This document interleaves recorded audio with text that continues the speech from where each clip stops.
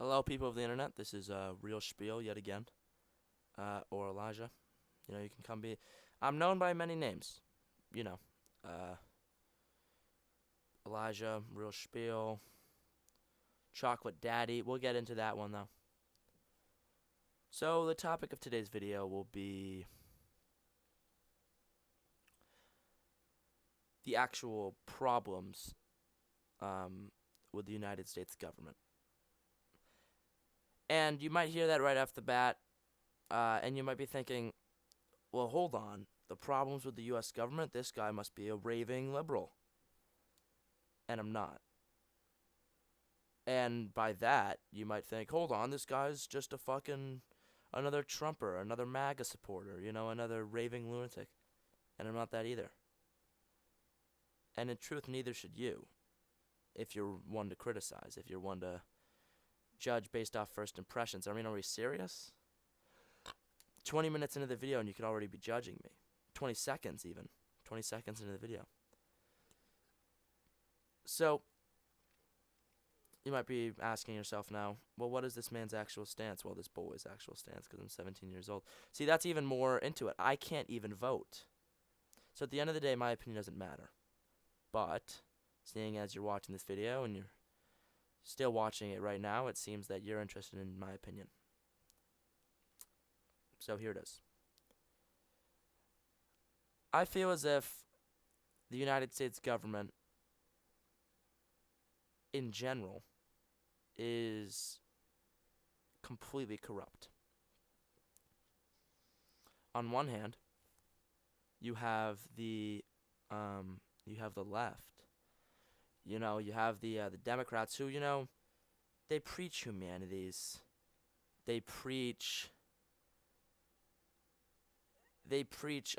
freedom for all. And yes, sure, they might have the way that I'm gonna phrase this is gonna sound completely discriminatory. But actually, just hear me out. Sure, it could make people who have tougher lives or people who quote unquote deserve it more. It might give them a better chance than they would have had before. But so back to my point. So sure, it might give these people a better chance. It might, you know. However, at what cost?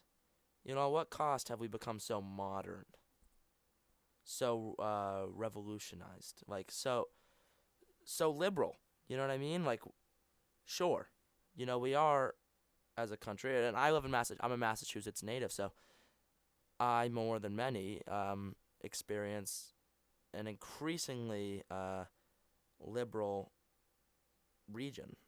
Um, it's nice in a way. People talk about their feelings more, especially guys. Uh, and that's awesome. I love being able to get in touch with people in that kind of way. But what ends up happening is that, sure, we're increasingly liberal by the day, and people get to express their feelings and really be who they truly are. And I'm putting that in quotes because um, I don't know. I don't know how to go any further with that one, but it's at the cost of the whole country being completely just. And when I say the whole country, all of the whole left side being filled with bureaucracy. I mean, you can't do anything now without getting. I mean, just at what cost? That's my argument for the left. That's my argument. I feel as if the whole "Make America Great Again" thing, and I mean, it's gone beyond "Make America Great Again" because I mean, "Make America Great Again" has just completely gone. Sorry, I'm gonna stick on the left here because Jesus. Um, But we've lost a lot of the actual ideals of America. We've lost a lot of the freedom. We've lost a lot of the actual adventure in which this country was founded on. And sure, people say this country was founded on democratic ideals. This country was founded on only the East Coast being civilized. Only the East Coast being settled by the European immigrants. So yeah, it was founded on democratic ideals. It was founded on life, liberty, and the pursuit of happiness. But the pursuit of happiness changes drastically when you have 3,000 miles to settle in to pursue. So the question now to be asked is, what pursuit is there anymore? What adventure is left in the United States? What freedom? I mean, everywhere you go, there's a Dunkin' Donuts. And sure, who doesn't love great coffee? Who doesn't love those wake-up wraps? But we don't need that. Society doesn't need that. It's become a whole armada of things developed for convenience, just so you can wake up better in the morning. It's the same thing with medication. Sure, and don't get me wrong, there are many people in this world who actually need medication to live. But for the vast majority of people, if you're depressed, look at the things in your life and realize, I can get out of this. I can figure out a way. I don't need a fucking pill to completely change the way my life is structured and to completely alter my brain chemistry, because that stuff is permanent. I don't care if they say it isn't. That is a drug. And with permanent use and with repeated use, you're not going to be the same person sober that you were before you started taking it. I'm sorry. So, I'll cut that off there. I'll cut the left side off there. Now we'll head to the right. So, the right. I mean, sure. Sure, there are some things that are very appealing about the right. I myself, if I had to choose a certain political party, would identify with the Republican Party simply because of its ideals. I believe that it should be something along the lines of a more open country, less bureaucratic. I hate bureaucracy. Like aforementioned, I hate bureaucracy. However, the right has gone completely off the rails. I mean, it's just everywhere you go. I mean, it's like, it's as if this whole country right now is Goldilocks and the Three Bears. You have too hot, which is the Democrats, which is the left, Too hot, they're pushing too much funding on every aspect of human life. Which sure is good. It helps many people. However, it doesn't do very good for the economy, so it doesn't really help people in a way. But on the right, it's too cold. There's not enough help. And in fact, they're making it so that not even that there's no help. That help is not even it's not even that they're not supplying help. It's that help is not even available if you go looking for it. So there's a certain problem with the United States right now. And if you're one of those people that's going to go into the comment sections and scream at me because I'm uneducated and that I should read a fucking book, I should. I really should. But you know what? I'm really not going to. And I'm not going to change my ideals because you're commenting in my comment section. I'm going to read what I want to read. You can't force me to do anything. And this goes for the left and the right. And this is where the problem lies in our nation. You can't force other people to think something. You can't.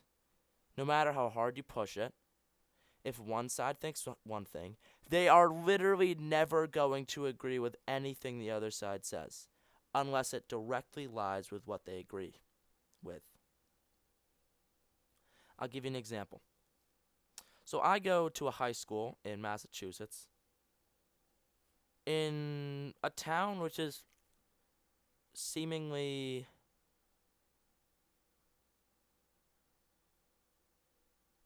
seemingly is maybe not the right word. It is divided. It is pretty much 50% farmland, 50% suburban. So yeah, there's gonna be some political divides with that as well. The suburban people tend to be more liberal. The rural tend to be more Republican. And the problem with that is that the way that the country and the way that the politicians in power, and I'm not just referring to Trump, I'm referring to Biden, I'm referring to Harris, I'm referring to the whole bunch. There's no sort of compromise. There's no respect even anymore. I mean, it's fucking ridiculous. Talk about democratic ideals. Can't even have a civil dispute anymore. Jesus Christ. And don't even... Sure, there's the Trump yelling at Zelensky thing, and that's... I mean, I'm not going to get into that. But for Christ's sakes, can the left and the right just get along? And the worst thing is, in the way that the trickle-down system did not work with economics, and it's not going to, Jesse Oliveira, what happens is, it works with the people. So now the people are increasingly divided, and you have political debates with one side saying, the United States sucks, here's how we're going to fix it, and the other side saying, the United States sucks, here's how we're going to fix it. So you're saying the same thing, but the way to go about that is completely different in your eyes. I mean, Lord.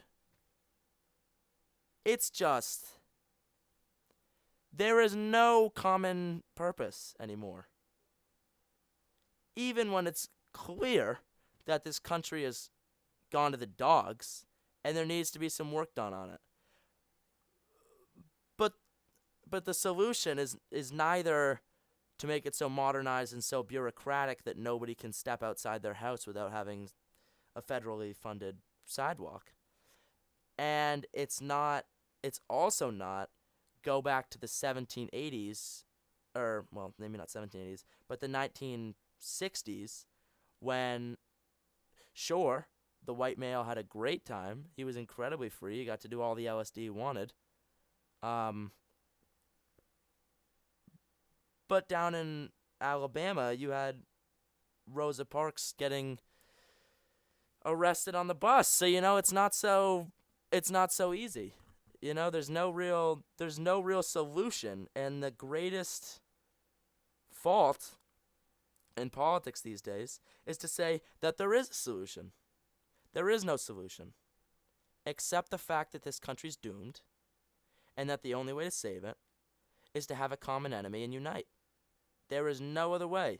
We are the United States of America, not the divided States of America. A house divided against itself will not stand. And I'm not even sure if that's the quote. But it doesn't matter, does it? Because on one side, you have people that don't even know the quote. And on the other one, you have people that know the quote and are going to correct me in the comments. And the actual truth is that nobody's going to watch this video. Except you. You watched the video, didn't you? I enjoy your company. And we can get through this together. I truly believe that this country will change. But for now, this is where we stand.